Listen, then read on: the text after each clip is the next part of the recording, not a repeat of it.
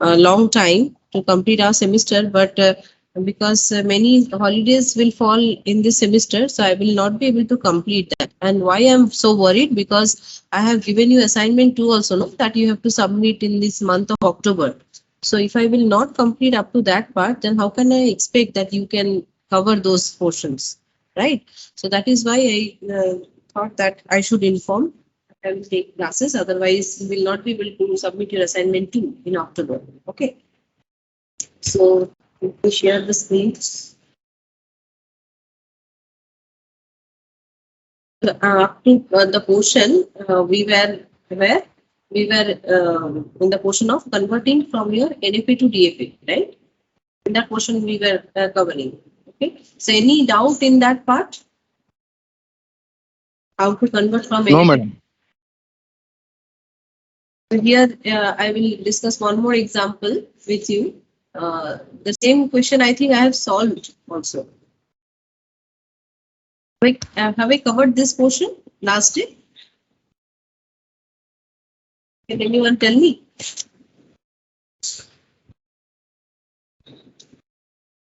I think I have taken this. I renamed the states. Okay, let me then cover this one, which contains one epsilon transition also. So what is the question given here? This same notes has been provided to your WhatsApp group also. So you can see from there. Okay. So in that portion, uh, this question is in the page number 74. You can open from there also. So what the question is saying, that you will be given an NFA and you will be asked to convert that to corresponding DA. Okay. So in NFA, we are having more flexibility. That means wherever we want to join an edge, we can join with the help of null string. Okay. Between the two states, we can make any move, any transition without taking any input symbol. So that is what we treat as a null string transition. So here you can see that you have three different states, Q0, Q1 and Q2, where Q0 is your initial state. That is why arrow is given in the transition table, and asterisk is given in Q2. So that means your Q2 is your final state. And the allowed input symbol is A and B. The transition details are showing that in your present state, that the initial state Q0, if you give A input symbol, then you can either go to Q0 state or you can go to Q1 state. So that is why they are given in bracket. You can see from here. So let me write it in a word so that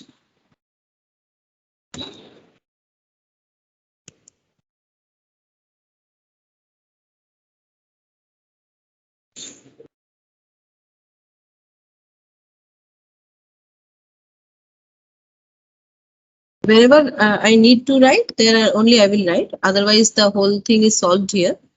So I just wanted to make a table.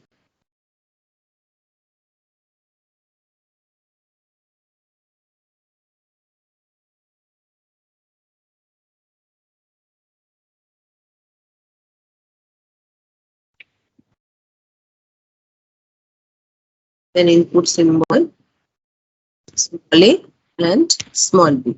Okay. So we two input symbols here, and the states are Q0, Q1, Q2. So this is your initial state, Q0, and then Q1 and Q2. Let me increase the size.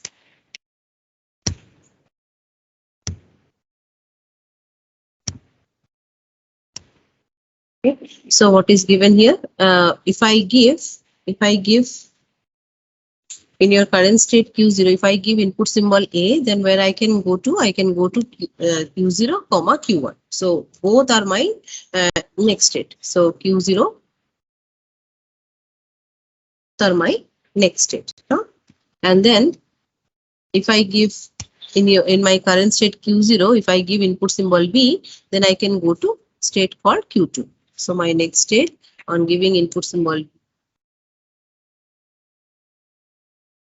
So that means from here only you can see that you have something called non-deterministic thing, right? So you cannot decide that from Q0, if you are giving input symbol A, then where you should go. Either you should go to Q0 or you should go to Q1. So that means looking at this, you can confirm that this is not in DFA. So we have to convert this to DFA.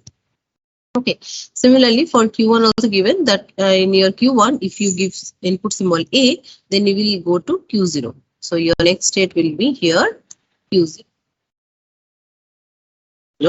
And in your question, what is given in Q1? If you give symbol B as input, then your next state will be Q1. So in your current state Q1, if you give input symbol B, then you will move to Q1.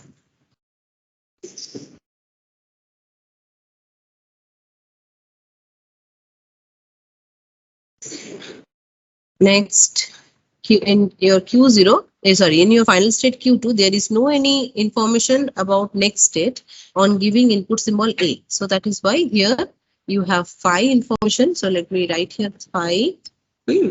Oh, no next state information is available for this final state Q2 on giving input symbol A, but there is information for symbol B. So in your Q2, if you give input symbol B, then you can either go to Q0 or you can go to Q1. So both can be your next state. Either you can go to Q1 or Q2. So this is the question, sorry, not Q2, this is Q0. Q0. These are the informations. These are the informations available from your question. Okay.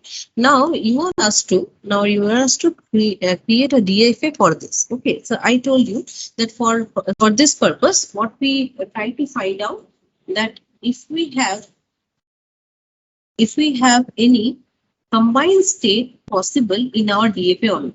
Okay. So combined state possible means here you can see that whenever you are transitioning in your current state Q0 from your current state Q0 on giving input symbol A, then you can reach to two different states Q0, Q1. So let's call this Q0 Q1 combination as a single state. Okay, so we can think this as a single state which is made of combination of Q0 and Q1. So for that, what we have to do, condition details, that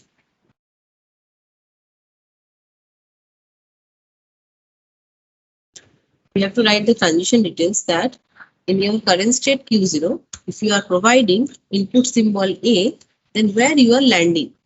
So you are landing either Q0 or you are landing to a Q1 state.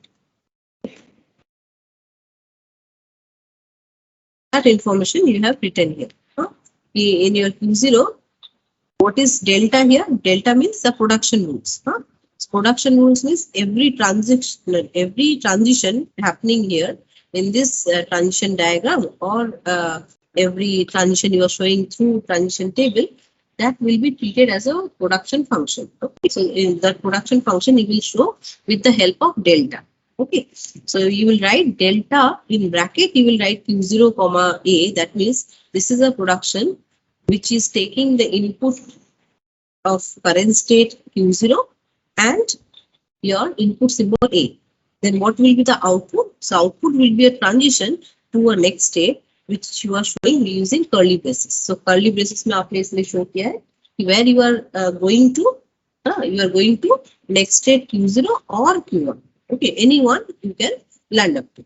So when you have land up to a state which is a combination of these two, so you can name this as a capital A. So let's name this combined state as a capital A. So I told you last day itself that when you have got any new state from this old NFA table, so in your DFA, this new states transition details also you will have to take care minutely. So that means when you have got this new information about a new state, capital A, so you have to measure the transition details of A also. Okay, so for A, when you are giving input symbol A, then what is happening? You have to calculate. Similarly, on A, when you are is happening, you have to calculate. Similar fashion, this Q0s, let me complete. For Q0 in your question, you can see that in your Q0 state, when you are providing the input symbol B, then where it is landing up to? It is landing to next state called Q2. So that is what I will write here. Current state Q0, if you are providing input symbol B, then you are landing to a next state called Q2. Okay. Up to this, your first row is over. Your first row is over. But here, I am starting with this new states information. So for new state A, also you need to track what is happening if you are providing input symbol A to this new state capital A, and what if you are providing input symbol B to this newly state capital A. That you will store, or that you will you will inspect. Okay. So यहाँ पे जब मैंने नया state A का मैंने inspection शुरू किया, so नया स्टेट A का मतलब ये है कि it is a combination of two different states, Q0 and Q1. So that means अगर मैं यहाँ पे लिख रही हूँ A, इसका मतलब Q0 Q1 पे एक साथ मैं चेक कर रही हूँ कि A सिंबल देने पे इफेक्ट क्या होगा. So basically this means कि आप Q0, Q1 पे आप ट्रांजिशन डिटेल्स चेक कर रहे हो, that what is happening, you are providing input symbol small a. Okay. तो अगर ये आपको कैलकुलेट करना है तो इंडिविजुअली आपको इंफॉर्मेशन स्टोर करना पड़ेगा कि Q0 पे क्या हल हुआ, यूनियन Q1 पे क्या हल होगा. ठीक है. सो ये जो दो डिटेल्स आपके पास उठ के आएंगे, that you will store as a resulting value. तो Q0 पे A देने पे आपने अभी देखा कि ऊपर लाइन पे ही जो येलो में हाईलाइट किया हुआ है कि आपको Q0 और Q1 दोनों मिला, right. So that right Q0, Q1 दोनों आपको मिला. ओके. उसके साथ यूनियन किया कि Q1 पे A देने पे क्या मिल रहा है. सो Q1 पे A देने पे क्या मिलेगा ये अभी तक हमने देखा नहीं है, चलो देखते हैं. तो यहाँ पे दिया हुआ है कि Q1 पे अगर हम A सिंबल दे रहे हैं, then it is staying in Q0. So that means this is talking about Q0 as a next step. So if I combine these two by doing the union operation between these two, so definitely क्या देगा, और Q1 नहीं देगा, nothing more than that. Q0 के साथ Q0 को अगर union करेंगे तो Q0 ही रहेगा और Q1 ऐड हो जाएगा, because it's a union operation, right? So इसका मतलब these two are nothing but saying that अगर हम A पे small a देंगे तो वो A पे ही रहा, because one का एक साथ कॉम्बिनेशन होना मतलब उसका नाम हमने दिया है A, right? So उसको हम लोग A ही लिखेंगे. सिमिलर फैशन जब हम लोग यहाँ पे कैपिटल A पे B का हम लोग इंस्पेक्शन कर रहे हैं, so instead of writing here A, we will write here B.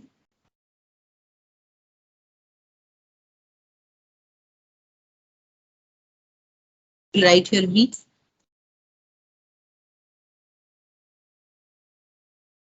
यहाँ पे अगर हम लोग B का चेक करेंगे, B का करेंगे मतलब individually we are talking Q0 पे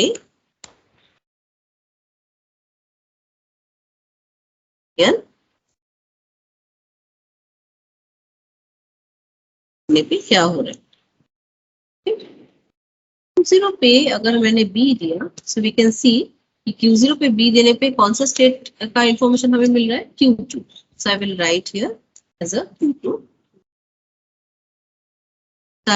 उसके साथ यूनियन होगा Q1 पे B देने पे क्या इफेक्ट हो रहा है. So Q1 पे अगर हम B देंगे मतलब कौन सा, Q1 पे अगर हम B देंगे, so it is staying in Q1. So it is giving me okay. So यहाँ पे देखो, यहाँ पे हमें दोनों के यूनियन ऑपरेशन की वजह से हमें जो स्टेट मिला, that is Q1, Q2. Again, we can combine these two states and we can name it as a B. So हम यहाँ पे इसको B का नाम दे सकते हैं because this is a combination. और ये combined state जो है यही DFA में आपकी स्टेट बनेंगे. ठीक है. तो आपने यहाँ पे ए पे स्मॉल ए का और ए पे स्मॉल बी का आपने चेकिंग कर डाला। इन दोनों रो पे आपको एक ही नया स्टेट का इंफॉर्मेशन मिला है विच इज कैपिटल बी। तो लेट्स चेक कैपिटल बी का क्या इफेक्ट होगा। सो कैपिटल बी पे अगर हम स्मॉल ए देंगे तो क्या इफेक्ट होगा, और कैपिटल बी पे अगर स्मॉल बी देंगे तो क्या इफेक्ट होगा। कि एवरी टाइम जब आप एक एक रो को कवर कर रहे हो, तो एक ही रो को कवर करते वक्त आपको देखना पड़ेगा कि नया कौन कौन सा स्टेट आप इनकाउंटर करते जा रहे हो। जो जो नया स्टेट आपको मिलेगा उनके हर एक का डिटेल हमें चेक करना पड़ेगा फॉर एवरी इनपुट स्टेट। सो वही यहाँ पे दिखाया गया है कि आप जब चेक कर रहे हो, यहाँ पे देखो ओल्ड और न्यू लिखा गया है, राइट। सो ओल्ड और न्यू का मतलब यह है कि ऑलरेडी ओल्ड कोई स्टेट था, उससे आप कंबाइन करके कोई न्यू स्टेट अगर आपको मिल रहा है। तो जैसे मेरे यहाँ पे कैपिटल ए और कैपिटल बी, मैंने न्यू स्टेट मैंने एक्सप्लोर किया with the combinations made, right. तो यहाँ पे वही चीज आपको देखना पड़ेगा कि कौन सा न्यू स्टेट आपको मिल रहा है। when you are inspecting what new state you are encountering. So for every new state you have to check कि इनपुट सिंबल देने पे उसका इफेक्ट क्या हो, ठीक है। तो इस तरीके से अगर हम देखें तो यहाँ पे आपको पिक्चर में ही दिख रहा होगा न्यू स्टेट जो मैंने Q0 और Q1 से जो मैंने बनाया that is a new one. Similarly Q1 और Q2 से जो मैंने बनाया that is a new one which is capital B. इस तरीके से हमने अलग अलग नाम दिए। तो यहाँ पे जब मेरा DFA बनेगा, सो यहाँ पे मेरा न्यू स्टेट क्या क्या मुझे मिलेगा। लेट्स चेक कि बी पे अगर हम लोग ए चेक करें, सो बी पे चेक करना मतलब एक साथ Q1 और Q2 पे चेक करना, ठीक है। So let's write this.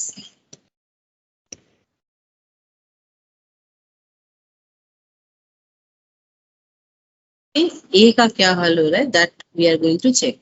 Similarly यहाँ पे भी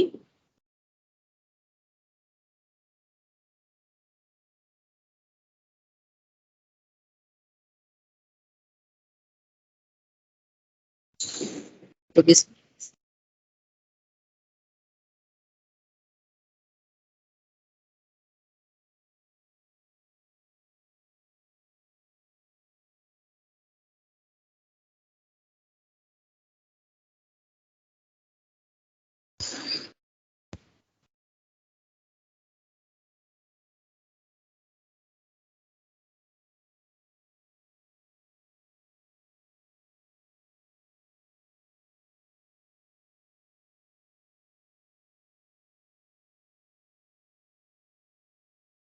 Q1 पे ए देने पे हमें क्या मिला है, ऑलरेडी वी गॉट Q1 पे ए देने पे Q0 मिला, ठीक।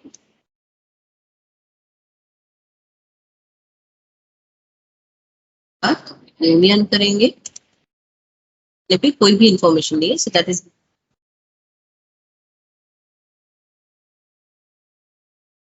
Q0 ही मिला। So this is not a Q0 is a old state which we had. So Q0 को Q0 ही रहने देते, we will not rename it to something else. Okay. हम चेक कर लेते हैं कि Q1 पे A देने पे हमें Q0 मिला था। Sorry, it's not A, it will be B. B देने पे हमें Q1 पे B देने पे हमें Q1 ही मिला था। Already is a Q1। उसके साथ यूनियन करेंगे पे Q2 पे जब हम B दिए थे तो क्या मिला था Q0, Q2। So this is giving me यहाँ पे अगर इनको हम कंबाइन करते, so I am getting another state which is combination of Q2 C। Okay, so ये तीनों का कॉम्बिनेशन मैंने एक नया स्टेट एक्सप्लोर किया which is named as a C. जैसे ही मुझे न्यू स्टेट मिल गया, इसका मतलब मुझे सी के लिए भी फिर से चेक करना पड़ेगा कि सी पे प्ले देने पे क्या इफेक्ट होगा और सी पे बी देने पे क्या इफेक्ट होगा। स्मॉल ए देना मतलब Q0 चलिए चेक करना ए का इफेक्ट वन पे चेक करना व्हाट इज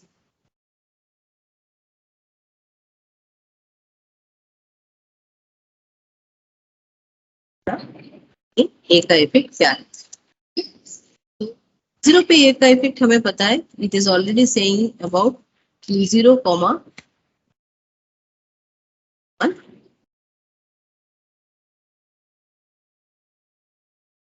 Q1 पे ए का इफेक्ट क्या है, Q1 पे इफेक्ट बोल रहा है कि it is staying in Q0,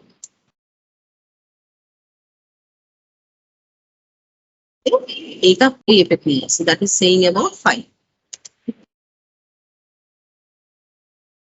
अगर हम कंबाइन करते हैं, सो कंबाइन करने पे again we will land up to a state called A. A means now Q0, Q1, okay. So हम ए पे ही रह रहे हैं, ओके। सिमिलरली सी पे अगर हम बी का चेकिंग करेंगे,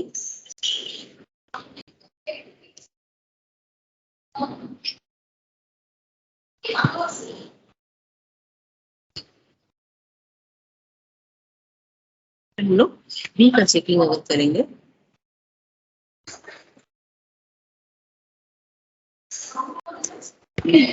then what is happening? Q2, it will, and Q1 पे B का इफेक्ट क्या बता रहा है? It is telling me about Q1.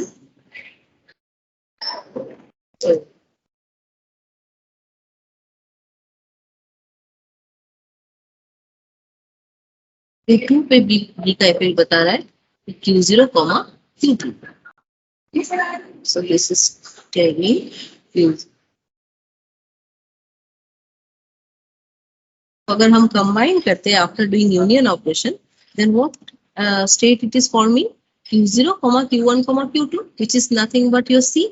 Okay, it is Q1,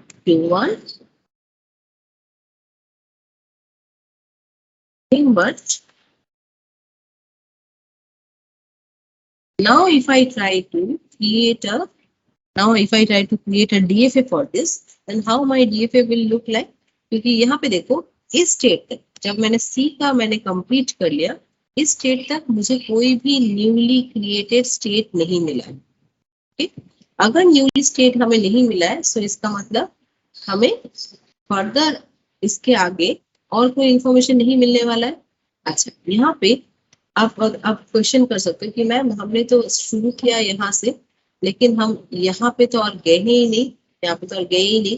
तो एक्चुअली क्या हो रहा है कि यहाँ पे जो इंफॉर्मेशन प्रोवाइडेड है वो हमने यहाँ पे जब न्यू स्टेट्स हमने एक्सप्लोर किया, तो न्यू स्टेट्स में वो सारे हमारे यहाँ पे आ चुके हैं। ओके, सो इसलिए हमारे पास एक्चुअली कितने स्टेट्स बने? One is your Q0, then next one is capital A, third one is capital B, and fourth one is capital C. So यहाँ पे अगर हम ड्रॉ करेंगे अपना DFA diagram, so we will create 4 nodes.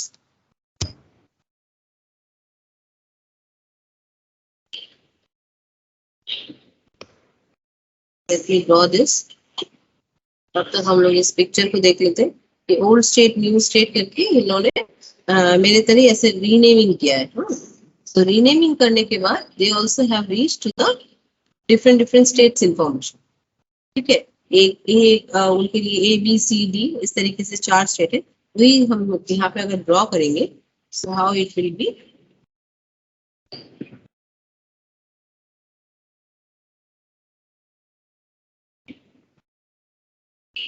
just let me show that how it will be.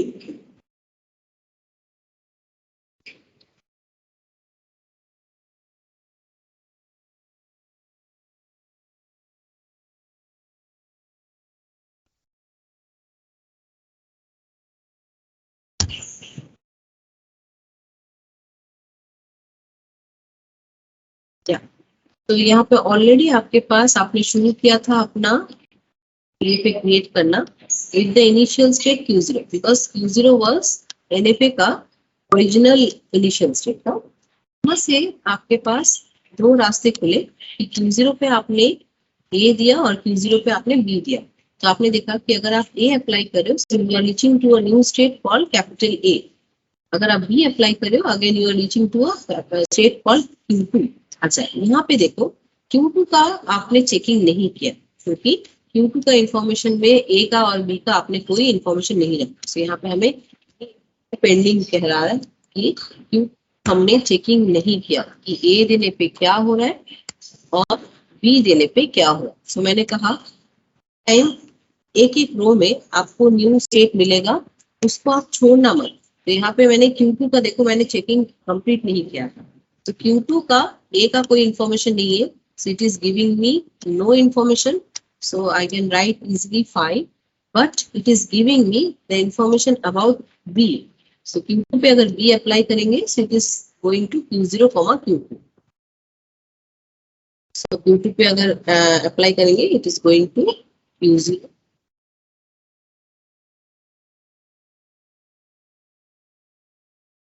Q0, Q2 का कोई भी information पहले से अवेलेबल नहीं है, राइट. सो अगर अवेलेबल नहीं है मतलब it can be treated as a, sorry not Q2, this Q1. This is Q1. Q0, Q1 का इंफॉर्मेशन ऑलरेडी अवेलेबल है, which is telling about capital A. ठीक है ना, ये कॉम्बिनेशन जो मिला है, this is nothing but capital A. So इसको करना पड़ेगा, तो जाके ये आपका आसान हो. सो यहाँ पे मेरे बोलने का मतलब है कि जब भी कोई पर्टिकुलर रो को आप लेके चल रहे हो, उस रो के सॉल्व होने के दौरान अगर आपको कोई भी न्यू स्टेट मिलता है, तो उस न्यू स्टेट के लिए जो इनपुट सिंबल्स है हर एक के लिए आप चेकिंग कर डालो. ठीक है, जैसे मेरे यहाँ पे मैं इसको ऑरेंज में हाईलाइट करती हूँ कि कहाँ तक हमने किया. Q0 पे जब हमने चेकिंग किया, तो मैं ग्रे से दिखा रही हूँ कि इतना तक चेकिंग में हमारे पास दो न्यूली स्टेट्स हमें मिला. एक है कैपिटल ए, दूसरा है Q2. सो कैपिटल ए के लिए मैंने यहाँ पे चेकिंग शुरू कर दिया, हाँ, और नीचे मैंने Q2 के लिए भी चेकिंग शुरू कर दिया. ठीक है ना, तो यहाँ पे आपको इसके हिसाब से ही आपको ड्रॉ करना पड़ेगा. सो Q0 पे ए देने पे, अगर आप Q0 पे ए देने पे अगर आपको एक नया स्टेट मिला है capital A, will write here capital A, और Q0 पे बी देने पे you are going to new state called capital B. So वो भी आपको ड्रॉ करना पड़ेगा. बी देने पे I am going to a new state called Q2.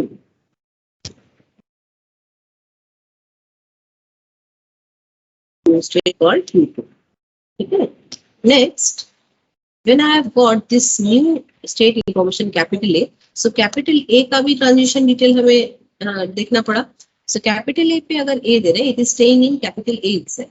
Okay, so I will write here, अगर capital A पे small a दे रहे, so it is staying in the capital A itself.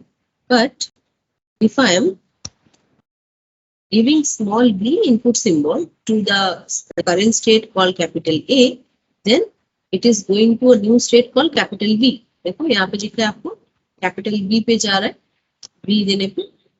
सो वो चीज हमें यहाँ पे रिकॉर्ड करना पड़ेगा. ये अगर मैंने स्मॉल b दिया, so it is going to a new state which is named as capital B. अब जैसे हमें इस स्टेज पे कैपिटल B मिला, सो B के अकॉर्डिंगली फिर A और B का कुछ ट्रांजिशन डिटेल आपको मिलेगा. सो वो भी हमने चेक किया. सो कैपिटल B पे अगर स्मॉल a दे रहे, so where it is going to Q0, right. तो वो चीज हमें यहाँ पे ड्रॉ करना पड़ेगा कि कैपिटल B पे अगर हम a दे रहे, so it is going to Q0. Similarly capital B पे अगर हम B दे रहे, so it is going to a new state called C. Okay, so वो चीज भी हमें यहाँ पे रिकॉर्ड करना पड़ेगा कि अगर हम स्मॉल b दे रहे, it is going to a new state whose name is C. Next, जैसे ही हमें C मिल गया, तो सी के अकॉर्डिंगली चेक भी बनता है। तो सी पे अगर स्मॉल ए दिए तो वो कहाँ जा रहे हैं, सी पे अगर स्मॉल ए दे रहे तो it is going to a next state called A, right. So वो चीज हम यहाँ पे ड्रॉ करेंगे। सी पे अगर ए दे रहे तो it is going to a next state called A. अब सी के लिए भी एक स्मॉल बी का एज बनेगा। सो सी पे अगर स्मॉल बी दे रहे तो it is staying in C itself. Okay, so C पे अगर हम स्मॉल बी देंगे so it is staying in B itself. Now in this picture, now up to this we have covered all the unknown states or unknown combined created states, everything we have covered. लेकिन ये जो DFA मैंने अभी draw किया, this is in DFA, why? Because यहाँ पे देखो कोई एक पर्टिकुलर करेंट स्टेट से उसके नेक्स्ट स्टेट में जाने में आपको दिक्कत नहीं हो रहा है डिसीजन लेने में, because it is showing you a definite path. So when you are determined कि हमें यही next state मिलेगा, so that means you have come to DFA. Now question is कि जैसे मैंने यहाँ पे arrow दिया है to show the initial state of my NFA, then how can I decide कि जब मैंने ये particular DFA create किया, इस DFA में मेरा next state, मेरा final state कौन हो? So यहाँ पे हमें फाइनल स्टेट उन्हीं को ग्रांट करना पड़ेगा DFA में जो मेरे ओरिजिनल NFA में जो मेरे फाइनल स्टेट्स थे। सो मेरे यहाँ पे फाइनल स्टेट ओरिजिनली कौन था NFA में? Q2 था। तो इसका मतलब जो जो स्टेट में Q2 का इंफॉर्मेशन क्लब हुआ है या फिर इंडिविजुअली अगर Q2 भी रहा, so all will be considered as a final state in my DFA। Okay, so let's see कहाँ कहाँ मेरा Q2 ऐड हुआ है। सो A में ऐड नहीं हुआ है because A is consist of Q0 and Q1, but B में ऐड हुआ है। देखो B में Q1, Q2, so Q2 is included. Similarly C में भी ऐड हुआ है Q0, Q1, Q2, so Q2 is included, और Q2 में तो खुद Q2 है ही, ठीक है। सो इसका मतलब Q2, B और C इन तीनों में Q2 का इंफॉर्मेशन ऐड हुआ है। सो इन माई DFA जहां जहां मेरा Q2 ऐड हुआ है वहां वहां मुझे कंसेंट्रिक सर्कल देके ये समझाना पड़ेगा कि these will be my DFA का न्यूली क्रिएटेड जो DFA बना है, उस न्यूली क्रिएटेड DFA का वो फाइनल स्टेट है। ओके, क्योंकि इन तीनों में ही Q2 का इंफॉर्मेशन जो है ऐड हुआ है। ओके, सो यहाँ पे देखो नॉन डिटर्मिनिस्टिक जो नेचर था दैट हैव गॉन, ठीक है। जो फाइनल स्टेट या फिर कंबाइंड स्टेट्स का इंफॉर्मेशन सारा आपने एक्सप्लोर कर लिया। Now you have converted your LFA to corresponding DFA. Clear? Up to this? Up to this clear? Everyone? Hello? Yes, madam. तो next topic then I will discuss कि अगर आपके DFA में एप्सिलॉन ट्रांजिशन रहता है, then how will you tackle this kinds of situation, ठीक है। सो यहाँ पे जब हम लोग कन्वर्ट करेंगे एप्सिलॉन ट्रांजिशंस को, सो हमें सिर्फ एक चीज देखना पड़ेगा कि एप्सिलॉन क्लोजर कैसे बनाना, which I have discussed last day also. तो एप्सिलॉन क्लोजर का मतलब होता है कि बिना कोई इनपुट स्ट्रिंग लिए अगर ये मुझे डिफरेंट स्टेट्स तक लेके जा रहे हैं, तो ये डिफरेंट स्टेट सारा उसके एप्सिलॉन क्लोजर में इंक्लूड होता जाए, ठीक है। तो ये ऑलरेडी मैंने लास्ट डे कवर किया है। आप यही सेम प्रॉब्लम को एक बार इस PDF से आप एक बार प्रैक्टिस करो। अगर आपको नहीं बनता है then you let me know tomorrow I will explain that epsilon closure के जरिए कैसे हम लोग डिफरेंट स्टेट्स तक हम लोग पहुंच सकते हैं। तो यहाँ पे भी जैसे मैंने भी दिखाया वैसे ही आप लोग कॉम्बिनेशन बनाओगे, but difference is there, instead of taking the states as a whole you will take each and every states closure. मतलब उस स्टेट तक अगर एप्सिलॉन के जरिए हम पहुंच सकते हैं तो कितना डिफरेंट वेज में पहुंच सकते हैं। Okay, so just go through it once. If you are not comfortable with it then we will discuss this tomorrow. Next portion I am going to discuss today is how to minimize your DFA. तो यहाँ पे आपने देखा जब मैंने यहाँ पे DFA draw किया है, so इस DFA में ऐसा हो सकता है कि बहुत सारा रिडंडेंसी हो, मतलब बहुत सारे नंबर ऑफ स्टेट्स में ट्रांजिशन डिटेल्स बिल्कुल सेम है, हाँ, सिम्बॉल्स बिल्कुल सेम है, but still there exist different states for the same transition details. Okay, so is there any place that I can represent the same transitions, or I can accept the same input stream by taking minimum number of states in it? If there is a possibility, then there is a provision for minimizing the corresponding DFA. Okay, तो यहाँ पे हम minimization पहले कैसे करते हैं? Let's understand the steps first. Okay. तो minimisation में पहले हम लोग करते क्या है कि हम लोग चेक करते हैं कि मेरे जो गिवन क्वेश्चन है, इस गिवन क्वेश्चन में इस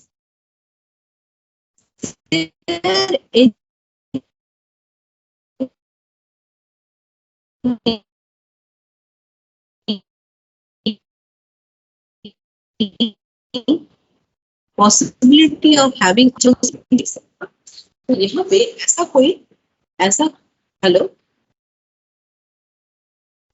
hello, am I audible? Hello, am I audible?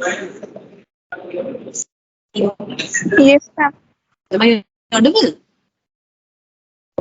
So यहाँ पे पहले ओके, सो यहाँ पे पिक्चर में पहले आपको ये देखना पड़ेगा कि 8 स्टेट में ऐसा कोई स्टेट आपको ऐसा दिख रहा है जिससे आप कभी भी इनिशियल स्टेट से या फिर उस पर्टिकुलर स्टेट से अगर आप गुजर के जाते हो तो आप फाइनल स्टेट तक नहीं पहुंच पाओगे. ऐसा कोई स्टेट आपको दिख रहा है? देखो Q0 से क्या Q2 is your final state, क्योंकि वो कंसेंट्रिक सर्किल में आपको दिखाया गया है, और Q0 is your initial state. तो आप Q0 से आप चेक करना शुरू करोगे, क्या आप Q0 से Q2 में पहुंच पा रहे हो? Yes, you can go via taking input symbol B, then A आप Q2 में पहुंच पा रहे हो. ठीक है, मिनिमम ये रास्ता में बता रहे हो. उसके आगे ए अगर कंटिन्यू लेते हैं तब भी Q2 में ही आप रहोगे. सो इसका मतलब Q0 से Q2 जो है वो रीचेबल. Q1 से क्या आप पहुंच पा रहे हो? Yes, by taking at least A symbol you can reach to Q2, not a problem, and you have started your journey from Q0. So Q0 से आप Q1 में आए, and then from Q1 से you will reach to Q2, no problem. Okay, next check करते हैं Q0 Q1 के बाद Q3. Check Q0 से क्या Q3 में जा पाओगे? No, it's not possible, because Q0 से आप Q2 में तो गए, लेकिन फर्दर Q3 में जाने का आपको कोई रास्ता नहीं मिला. बस Q3 में जाने का कोई एंट्री पॉइंट नहीं है. Only the edges are coming out from Q3, right? So Q3 से आप Q2 में आ सकते हो, लेकिन Q3 में कैसे गए इस ये किसी को नहीं पता. So one state you have got here Q3 which is at the unreachable state. So इसी तरीके से आपको ओवरऑल आपका जो DFA दिया जाएगा, इस DFA में आपको चेक करके पहले बताना है कि is there any state present in your current DFA which is unreachable? So if they are, then please remove that from your transition table. So let me open my table here. So देखो यहाँ पे पहले step में मैंने लिखा है कि Q3 is unreachable, so remove it. तो मेरे टोटल टेबल में से मैंने Q3 को हटा के मैंने 7 स्टेट्स का मैंने इंफॉर्मेशन सिर्फ रखा. Q0, Q1, Q2, उसके बाद देखो Q3 का पूरा डिटेल मैंने मिसिंग कर दिया. Okay, because there is no any question of taking this Q3 as a transition details, क्योंकि वो स्टेट कभी भी आप रीच कर ही नहीं सकते. सो Q3 से अगर फर्दर रीच नहीं कर पाएंगे तो Q3 को रखने का कोई सवाल ही नहीं उठता. सो उस रो को मैंने डिलीट कर दिया. Okay, now second step is आपको चेक करना है कि ऐसा कोई मोर देन वन स्टेट आपके पास अवेलेबल है जिनके ट्रांजिशंस डिटेल्स बिल्कुल सेम है. ट्रांजिशन डिटेल्स बिल्कुल सेम है मतलब करंट स्टेट में अगर हम पर्टिकुलर कोई इनपुट सिंबल अप्लाई करते हैं, then I am reaching to the same next state. Is there any possibility और is there any case present? तो यहाँ पे देखो, अगर मैं यहाँ पे देखूं कि मेरा जो दो स्टेट है which is wait,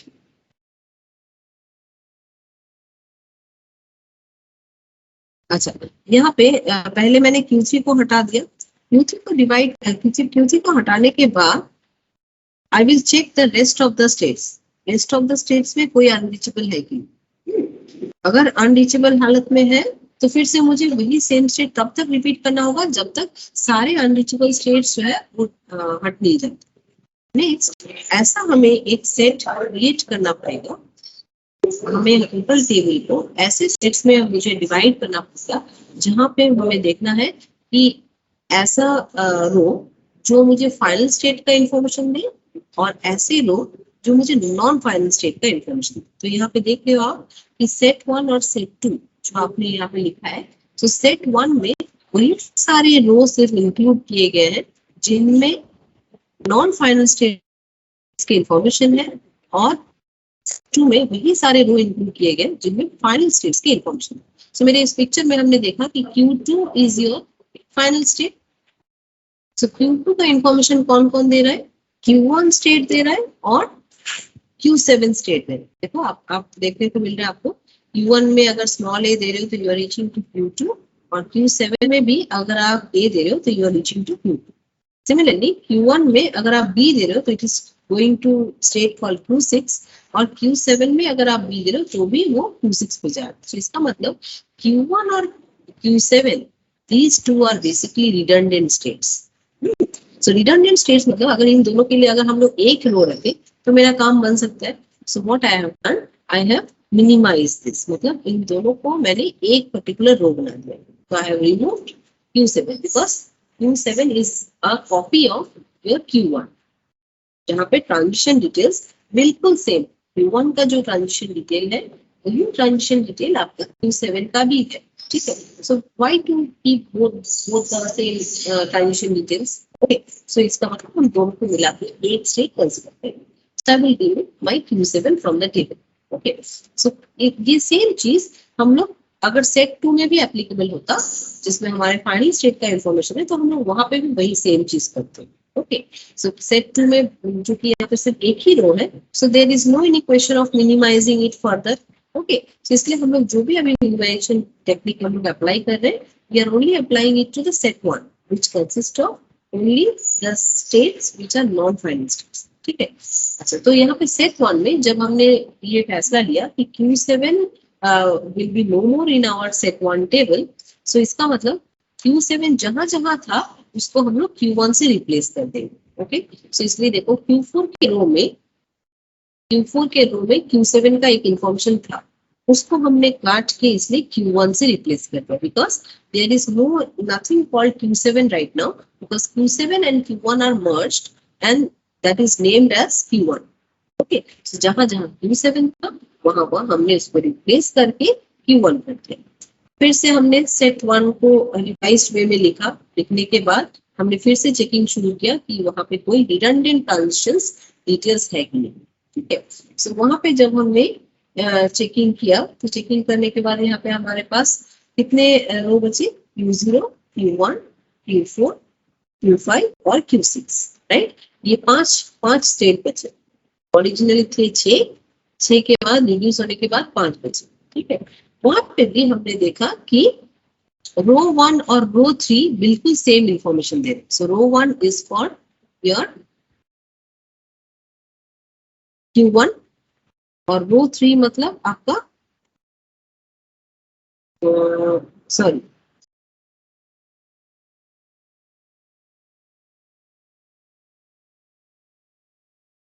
yes, row 1 और रो 3, रो 1 और रो 3 मतलब प्रीवियस में जाए। एक second, row 1, yes, row 1 and row 3। So row 1 मतलब Q0 वाला रो और रो 3 मतलब क्योंकि वहां पे ए देने पे Q5 और सिमिलरली Q4 में भी अगर हमें ए और बी दिया जाए तो Q5 और Q1 ही रहेगा। सो इसका मतलब Q0 and Q4 are redundant in nature, so we will remove one. So Q4 we do not require Q4 more. So जहां जहां Q4 है उसको हम लोग डिलीट करके हम लोग Q0 से रिप्लेस कर देंगे। So that is being done. जहां जहां Q4 था वहां हमने उसको रिप्लेस करके Q0 से अपडेट कर दिया बिकॉज Q4 और एग्जिस्ट नहीं करता है। जहां Q4 है वहां पे Q0 देने से काम चल जाए। So when you have removed this row, then 5 से reduce होके 4 स्टेट में वो कन्वर्ट हो गया. अब इस हालत में भी हमें चेक करना चाहिए कि is there any case of redundant state. तो यहाँ पे हमने देखा कि there is no more reduction possible because there is no any transition details which is saying about the redundancy. ठीक है. So यहाँ पे कोई similar row आपको नहीं मिला जो कि same transition details आपको provide करे. So in that case you will finalize this set as a non-final state का जो set था set 1 and set 2 पे भी आप same apply करके आप set 2 को भी combine कर दो. So combining this set 1 and set 2 finally जो आपका मिनिमाइज जो डीएफए बनेगा उसमें यही 5 स्टेट रहेंगे. Which are 5 states Q0, Q1, Q2, Q5 and Q6. और उसको लेके जैसे आपने कंबाइन करके आपने डीएफए ड्रॉ किया, so this is your final DFA.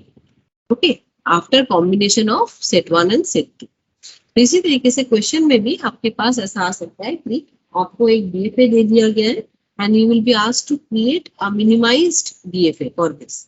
तो आपको क्या क्या करना है? पहले आपको अनरीचेबल स्टेट्स चेक करना है. सेकंड थिंग, आपको आपके whole total set of rows को आपको 2 डिफरेंट पार्ट्स में डिवाइड करना है. वन इज फाइनल स्टेट्स वाला जो रो है और दूसरा है नॉन फाइनल स्टेट्स वाले जो रो है. ठीक है. सो फाइनल स्टेट्स वाले रो को एक सेट पे रख के आप कैलकुलेशन शुरू करो. नॉन फाइनल स्टेट्स को और एक सेट में रख के आप कैलकुलेशन शुरू करो.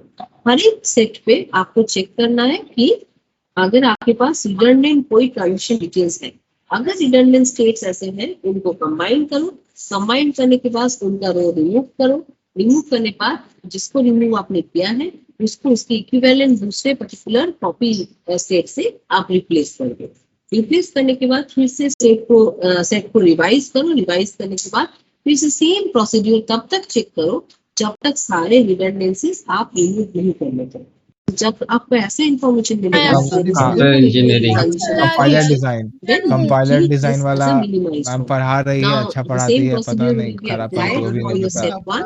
as well as for your set 2 and then you will combine these two sets to get your minimized HOD पढ़ाता नहीं है, एचओडी ऐसे कर देता है. minimized DFA मिल गया. You draw its transition diagram and that's it. Okay. So ये जो पिक्चर आप देख रहे हो यहाँ पे आपको देखने को मिला है कि ओरिजिनली आपके क्वेश्चन में 8 स्टेट्स था. 8 स्टेट्स का आपने मिनिमाइजेशन करने के बाद आपने उसको रिड्यूस कर डाला इनटू 5 डिफरेंट स्टेट्स. जबकि ओवरऑल अगर आप इफेक्टिव अगर आप रिजल्ट देखो तो रिजल्ट विल रिमेन सेम. जो input string You don't know, please try my dear. Same input string will